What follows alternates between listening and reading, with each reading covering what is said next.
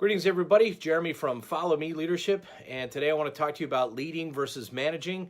I believe that any person who's in a position of responsibility should understand the fundamental differences between leading and managing, and then also identify what kind of person are they. Are they a leader or a manager? And both have some good functions, and both are required in different jobs. You just need to be able to determine which are you and which do you need to be.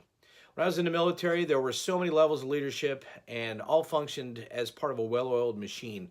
There are commanders who direct others to execute functions on the battlefield or in the workplace environment. There are managers who are responsible for others and functions of their specific workplace. And then there were leaders who took their subordinates and they executed necessary tasks or functions of an entire mission, both on the battlefield and in a garrison environment.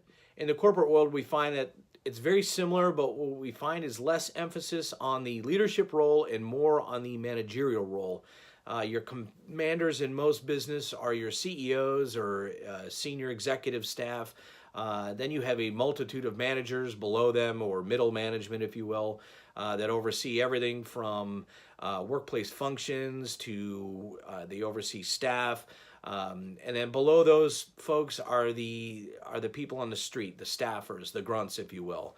But regardless of industry or job sector, there's going to be leaders and managers at all different levels, and it's important to understand that these two positions are totally different.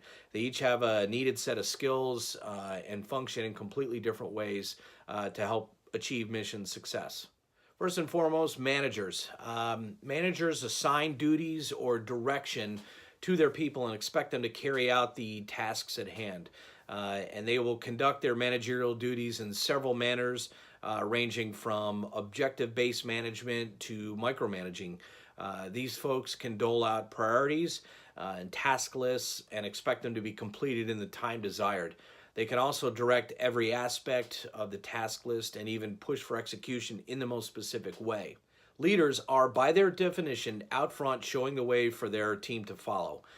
Leaders do not micromanage. They are part of the execution. Their purpose on the battlefield or workplace is as much of a functional one as it is a managerial one. So hopefully that makes sense. I think it's important to identify the differences between a leader and a manager. I think you as a person in charge need to understand first and foremost, what does your position or your job require you to be? Do you need to be more of a leader, or do you need to be more of a manager? It's all going to depend on the specific position in the company you work for. And then also, what kind of person in charge do you want to be? I think you can be both a leader and a manager, and there are strengths and weaknesses to both of those. But I think once you start to identify the differences between the two and how they function separately, I think then you can start making yourself into a better person in your workplace, whether you're a manager or a leader or some sort of hybrid between both. Thanks, everybody.